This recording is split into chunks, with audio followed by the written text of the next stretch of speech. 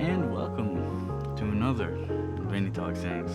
I'm your host Vincent LaRose, and today it is currently the morning after the Yankees finally break up their 5-game losing streak with the win in Texas against the Rangers. This win also allows them to take the season tiebreaker with the Rangers, and they still have a wild card spot over them. I kind of waited till this morning. Usually I do the video after the game when I get home from work, but I waited till this morning to really sit there and think about what I truly want to talk about today, because obviously the Yankees have struggled quite badly. Everybody's calling to fire Boone. That Boone is the issue. Blah blah blah. Whatever it is, I want to make sure today's talking point was actually there was an actual purpose, and or talking points, I should say. So we're just gonna get into it today. I'm just gonna get right into talking. I'm not gonna so much focus on the games, because we lose game 1 and game 2. Game 2, we don't score a single run, and we lose 2-0. And game 1 is a game that we should have won with the bullpen we traded for, and Devin Williams ends up blowing the save, giving up the home run to Jock Peterson, who has been the worst qualified hitter. Well, not qualified technically, because he was hurt for a lot of the season, but he's pretty much been the worst hitter in all of baseball this entire year. After coming off a season with an over 800 OPS, that was only his third home run of the season. So it's pretty bad. And then of course, game 2, as we all know, it's 0-0 going into the bottom of the 8th, and Devin Williams once again gives up more runs, gives up 2 runs this time, and the Yankees are unable to fight back in the 9th, and ultimately we lose. It's pretty tough, because there's a couple things we need to talk about. Managerial wise, that was a quite poor decision on Boone's end to keep Devin Williams in that spot after he loads the bases. I know that line drive that Adolis Garcia hit to Jason Dominguez probably should be caught. Granted, it was hit really hard, but Dominguez just still is having trouble getting a good jump on balls and tracking the ball down properly. And he just doesn't get to the ball. He ends up driving, he hits up off the top of his glove, and he drops it. And as there is 1 out in the inning, it's a double. Truthfully, as much as I want to say Dominguez needs to make that catch, Devin Williams is an MLB closer and has been for the past 6 years of his career, and he should be more than capable of getting out of that. Obviously, he walks to the next 2 guys, and on 9 pitches, by the way, not like he put up a fight for these 2 guys, 9 pitches, and gets the bases loaded, and Aaron Boone, with both Mark Leiter Jr. and David Bednar up, decides to stick with Williams, and he obviously gives up the 2 runs he went to right to left. And as we know, Yankees don't score in the 9th, we lose 2-0. So obviously, poor decision on Boone's end to keep Williams in. Also, it doesn't make a lot of sense to me with Boone is before that game, they asked him about Devin, I believe after Tuesday night's game. I lied, Monday night's game. After Williams obviously blows the save, Boone said likely Williams won't likely be in a save situation anymore, and it's going to be more a matchup, so we're going to see how it goes. Obviously, it's the 8th inning, so it's not a situation, but Boone puts Williams in the middle of the Rangers lineup. The Rangers lineup has not been good at all this year, except for the middle of the lineup. So, cool, he didn't close the game. I don't care if he's closing games going into 7, 8, 9. But when you put him in the middle of the order and the most important part of the game, what the my God, it's very dumb. It's very dumb. Anyways, hopefully we don't see much more Williams in high leverage spot. I really don't want to see him past the 7th inning. I don't think he should be touching the 8th or the 9th inning. The Yankees need 2 innings plus to make up if he messes up, as he has done the entire season. He's given up the same amount of runs this year as he has his past four seasons combined, 21, 22, 23, 3 seasons combined. I'm sorry. Well, technically 24 too, but whatever. That's a whole story. He didn't pitch for most of that season. We won't count it. But from 21 to 23, I'm sorry, no, it is to 24 if I'm not mistaken. 21 to 24, he gave up 26 runs in that stretch, and this year he's given up 26 runs in general. So Williams has also obviously been very bad. And again, we're getting to the point in the season where I understand, the Yankees' whole idea is we don't want to use guys 3 days in a row, which I get, and we don't want to use guys 3 out of the 4 days. But going into we have an off day today, obviously Thursday, and we actually get an off day next Thursday as well. We're not going to have to play a lot of games in a row, and unfortunately for you, Aaron Boone, this team has not performed, and we can't really afford to lose games anymore. We are 3rd in our division now. The Red Sox have a commanding lead over us, and they're very hot. Toronto has a commanding lead over us now. I believe it's Toronto's up. Let me see. Let me check. I believe Toronto's up 5.5, and then the Red Sox are up 1.5 games on us. After that, no, I lied. I'm 1 off each. So the Yankees are now 6.5 back from first place. I think we can all pretty much consider first place gone. And then we are 2.5 back from the Red Sox. Thankfully, the Red Sox lost last night, which helps us. But wild card standing wise, now we hold the 3rd wild card spot. When we were, just to put in perspective, at the end of May, we were up 7 games, 7 in our division, and I believe we were up 10 in a way, like we were up 10 games to be out of a wild card period. We were up 10. Cleveland and Texas are now 1.5 games behind us, and we're in the 3rd wild card spot. Seattle's only 1 game up on us, and I think we have the season tiebreaker against Seattle, so if we were to tie, we would get that 2nd spot. Let me just check real quick. Seattle, yeah, because we swept Seattle. So we have the season tiebreaker against Seattle. The Red Sox will have the season tiebreaker against us, and then the Rangers and the Guardians will have the season tiebreaker. So as long as it's not tying, okay, if we tie with the Red Sox, they get the higher seed. If we tie with any of the other 5 teams in contention, we will get the higher seed. So that's not the point, though. We should be in first place in our division right now. So I know at the beginning, before the season started, we were all laughing because people said the Red Sox were going to win the division. They're only 4 games out of the division now, and they're playing out of their minds. I know Blue Jays have won 4 in a row, I'm sorry, 3 in a row, but they played the Rockies 3 games in a row. They swept them, so it's kind of expected. Although we couldn't do that. But it makes no sense. We're supposed to be better than we are. We have the 3rd highest run differential in all of baseball. 3rd. It's just when it matters most, we can't hit and we can't pitch. Even the games we score 12 runs, we lose 13-12. So obviously, the last 2 months have been quite a rough go at it. We've had 1 winning streak in the last 2 months. That's more than 2 games. I believe it was a 4-game winning streak right after the All-Star break. So it's been tough. It doesn't help that we go into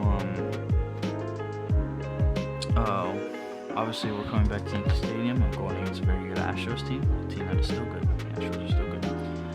And it's really going to be a fight to the end. What bothers me, or it does, not necessarily that it bothers me, but Aaron, yesterday on Talking Yanks, I don't quote me exactly what he said, but essentially Aaron Boone said, yeah, we got to get going now. Yeah, no shit. Appreciate you saying that. It's not right in front of us anymore, I guess. It's so weird. It's a very weird stage to be in the Yankees as a Yankees fan, because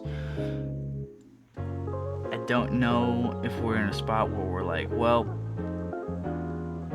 what are we going to do here? Because I don't want to say a wild card spot isn't an opportunity at the World Series. Obviously it is. Getting in the playoffs is going to be an opportunity to win the World Series. But just the way this team has played, how everything's gone down,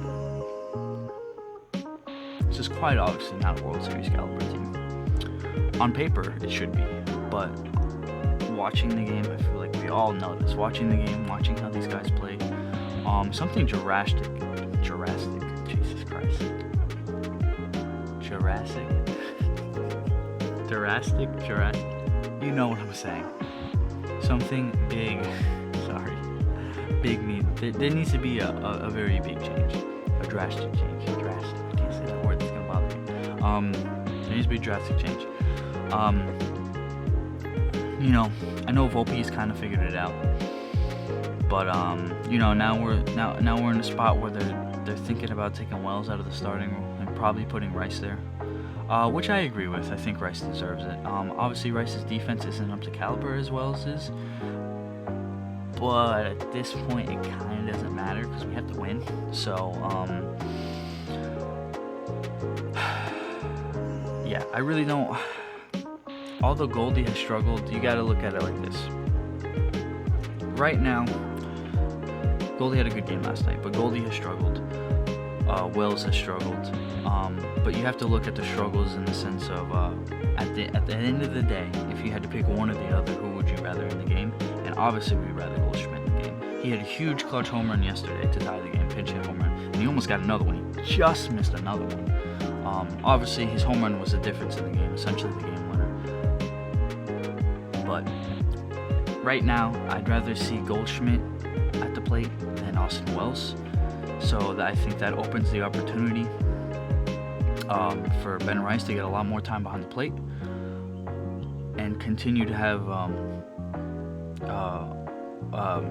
Goldschmidt play first. Truthfully, my best lineup I see in my head right now is obviously it's going to take some time because we need Judge to get his arm right. But once Judge is able to play the field again, Grisham in center, Dominguez in left, Judge in right, Bellinger at first. I'd rather see Bellinger at the plate than Goldschmidt.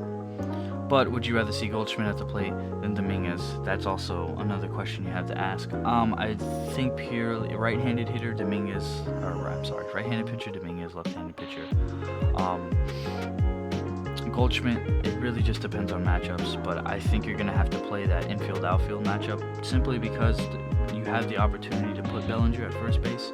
And if it's a right-handed pitcher, I believe just the better lineup, in my opinion, is Judge in right when he can play right again. Grisham in center, Dominguez in left, Belly at first, and then you have your normal infield, McMahon, Volpe, almost like Liberatore, Jazz, obviously. And then I think Rice is the better option behind the plate, and then Stanton as your DH. And then you can also, if you feel inclined, you can still throw Wells behind the plate and DH Rice. But again, Stanton has been hot. I'd rather see Stanton. But, going into this weekend, I believe Stanton's going to get a game, maybe a game or two. I hope two. I don't expect him to play every game in right field, but I want to see him in the lineup. He's been hitting really well. I understand the reasoning not to put him out there in Texas. Texas has a huge huge outfield, and there's turf, and I really don't feel comfortable with staying on turf. Don't even like seeing him running. At the end of the day, he's in there to hit home runs, and come playoff time, if we make the playoffs at this point, that's what we need. We need Giancarlo Stanton to be healthy, and we need him to be a DH. Hopefully, Judge is good to play right field come time. And at this point, even if we gotta do Jim Abbott, and Judge has to Judge has to throw his glove off and throw with his left hand just to get the ball in the infield, I do not care at this point. I don't. It's just he's a better option in right field than Stanton, and simply you're just out there to catch a baseball at this point. Obviously his arm is a weapon, so that sucks. But I'd rather just see him toss the ball and don't hurt yourself. We're in such a weird spot because of how this team was constructed. And that is where I give Aaron Boone a little bit of props, where it is kind of tough, because you have now after the trades, like, Caballero wasn't an everyday starter, but he was an almost everyday utility man. He played nearly every day, and he didn't play. Sorry. And if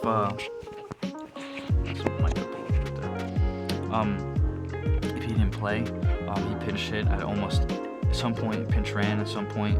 Then you have why am I Ahmed Rosario, who was also for the Nationals sucked, so it kind of made sense. But he was, when he wasn't hurt, was somewhat of an everyday player, and now he was more of a bench role, so that's not necessarily true. But and then obviously it's going to be Rice or Wells, Goldschmidt, whatever on the bench, and then Stanton. And our bench is good. We have a really good bench. Like I've repeated multiple times, I think the starting pitching, not getting another starter is going to be our eventual downfall. As Alan Winans is currently the next guy up, if anything were to happen, and well, at least until Yarborough's back. I actually haven't checked on Yarborough to see how he's doing, but yeah, I text him. I haven't checked the updates on Yarborough to see where he's at this point. So I don't know. I believe he's throwing again. I just don't know. So I'm curious. I want to check. But it's tough. But we'll get into a little bit of the positive. Obviously, last night. I forgot about Fernando Cruz.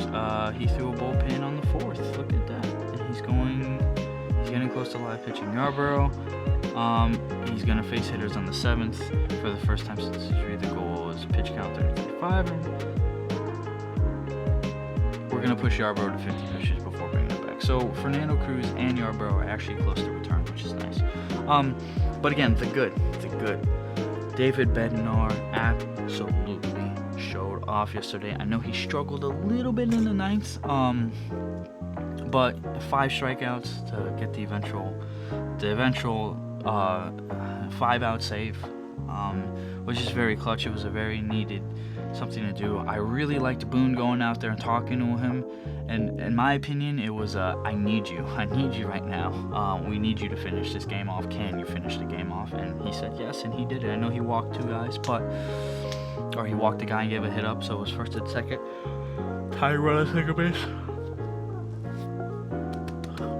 Sorry, I woke up like an hour ago. I'm so low. Woozy, but it was a great way to finally end the losing streak, to just give us a little bit of hope. Obviously, again, we're off today, so hopefully going into the weekend they can really, really pick it up. It's possible I might go to the game on Saturday, because it is Old Timers Day. They're bringing Old Timers Day back. If I don't have to work, we'll see.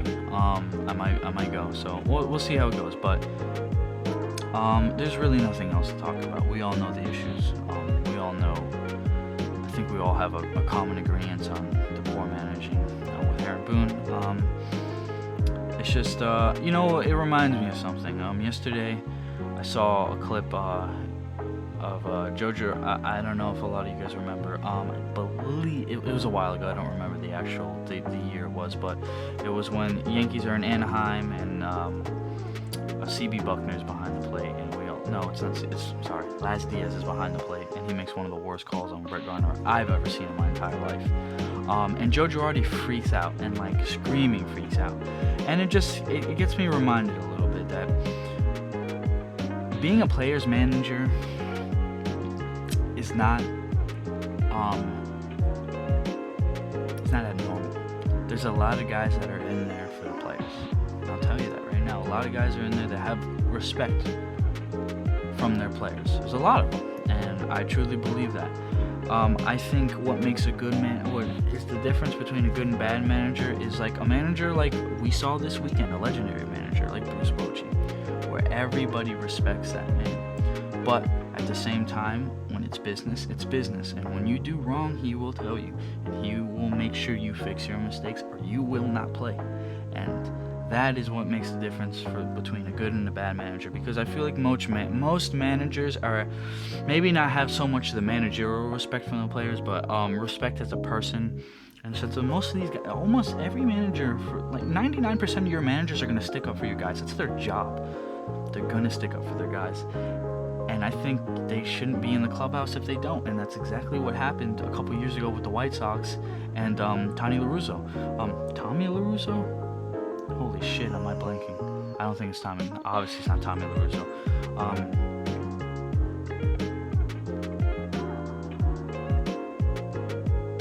I don't remember his name.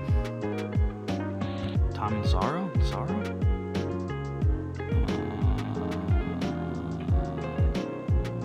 This is embarrassing. I should know this.